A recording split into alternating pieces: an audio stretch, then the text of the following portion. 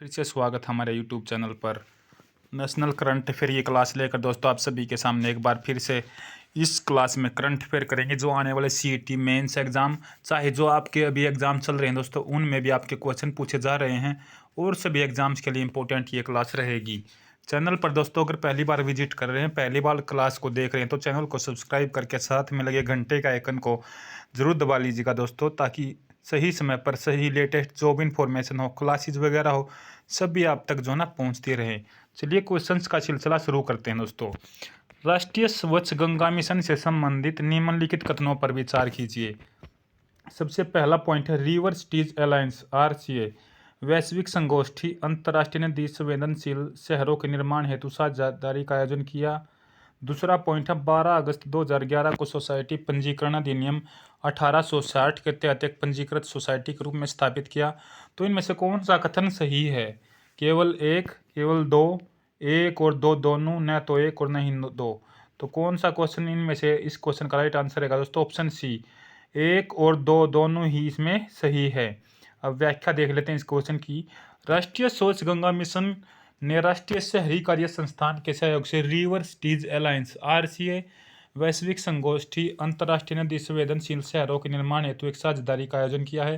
बिल्कुल ठीक पॉइंट था। रिवर सिटीज अलायंस का उद्देश्य शहरी नदी प्रबंधन के लिए नई प्रथाओं और दृष्टिकोणों को अपनाने के लिए भारतीय शहरों हेतु ज्ञान विनिमय, इसकी ऑनलाइन सुविधा जो है ना ये प्रदान करता है।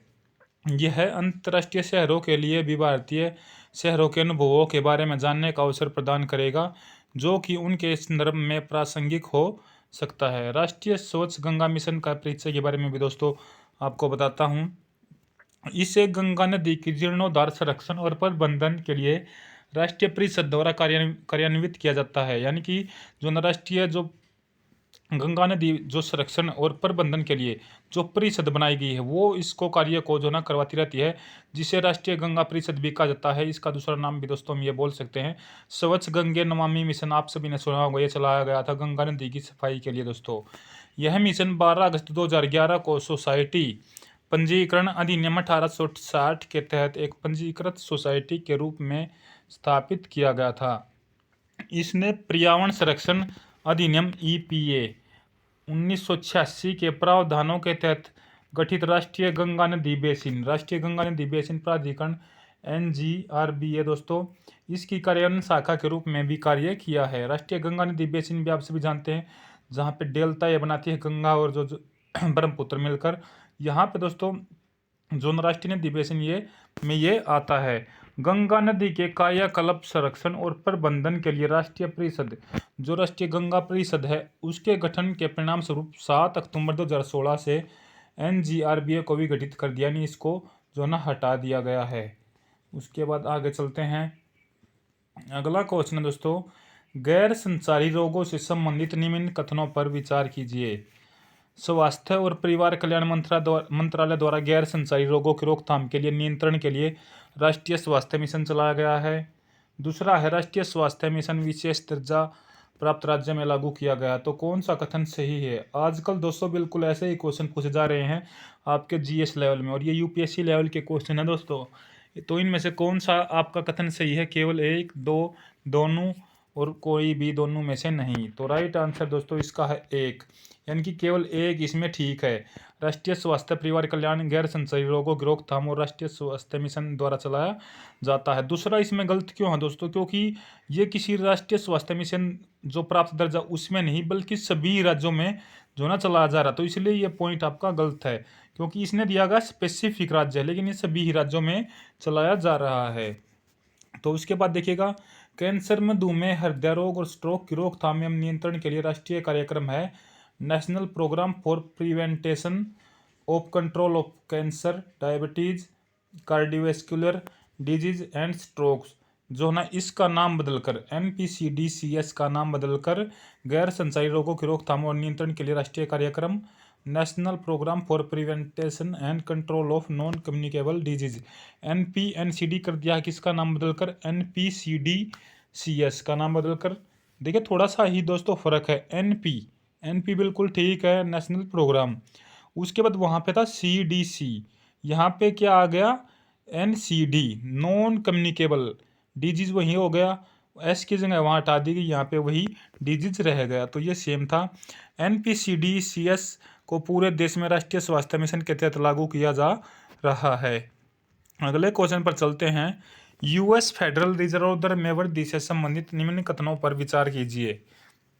ब्याज दर बढ़ने के बाद अमेरिकी फेडरल रिजर्व ने ओवरनाइट ब्याज दर को 1/4% बढ़ाकर यानी कि 5% से 5.25% कर दिया है। फेडरल की ताज़ा बढ़ोतरी का भारत की जो भौतिकी है उस पर प्रभाव पड़ेगा। तो कौन सा कथन इनमें से सही है? 1, 2, दोनों या फिर कोई भी नहीं इनमें से? ऑप्शन सी राइट आंसर है।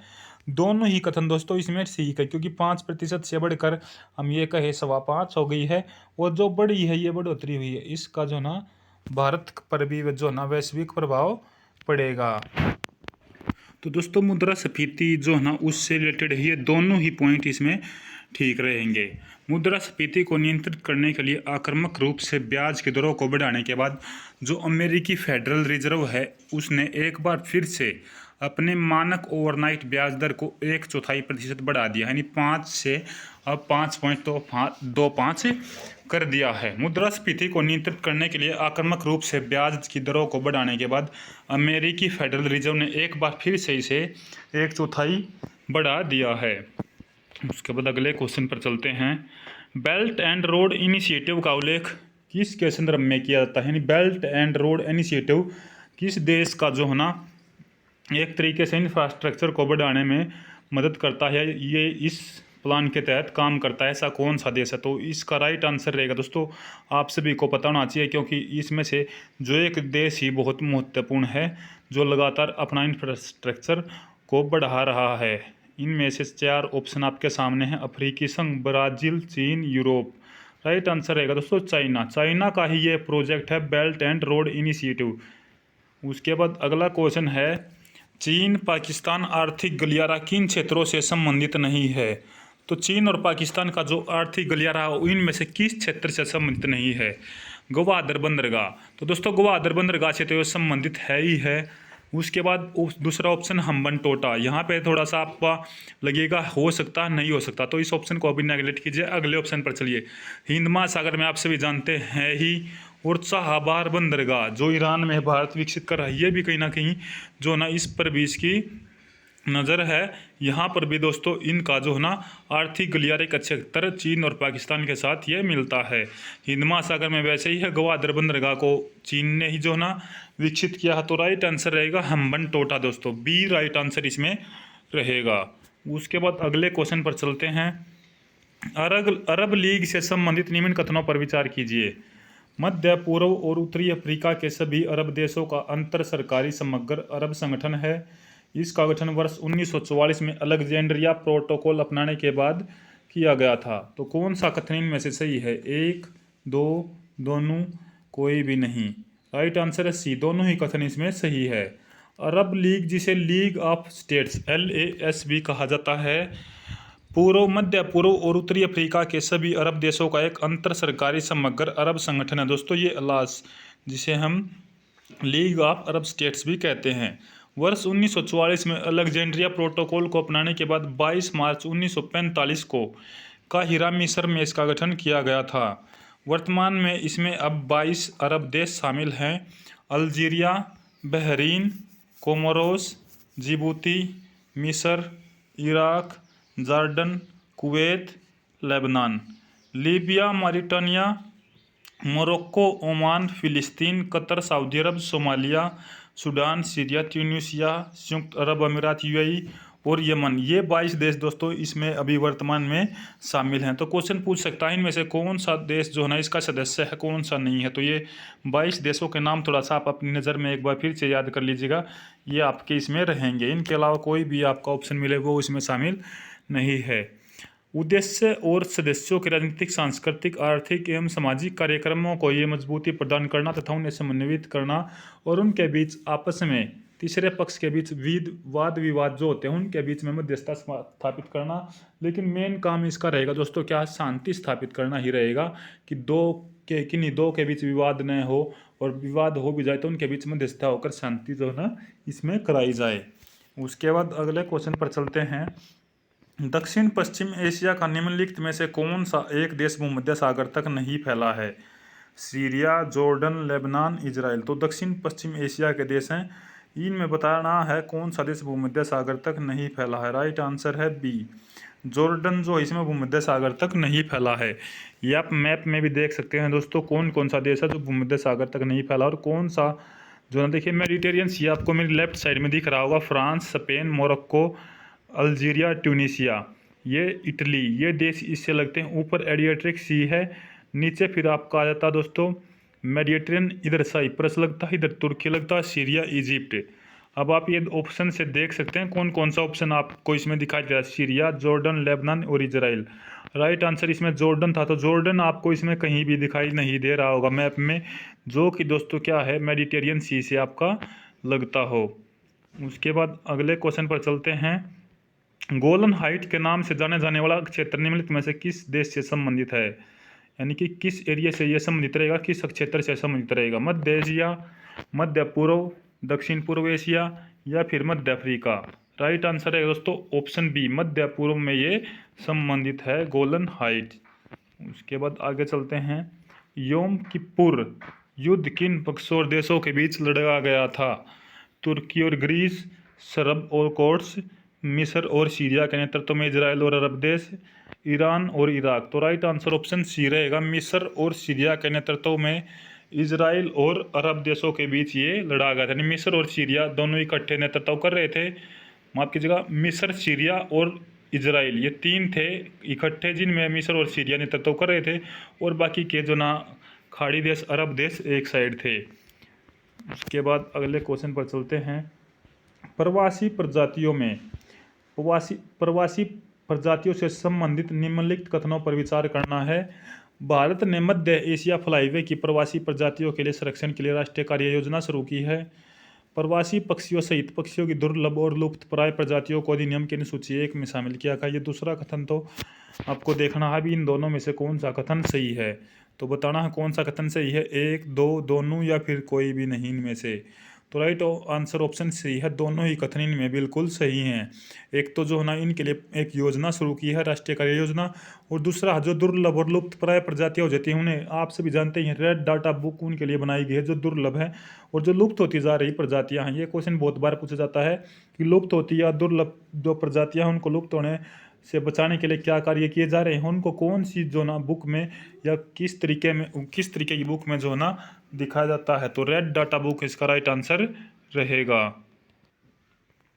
उसके बाद आगे चलते हैं दोस्तों, तो इसमें दोनों ही कथन आपके बिल्कुल सही रहेंगे।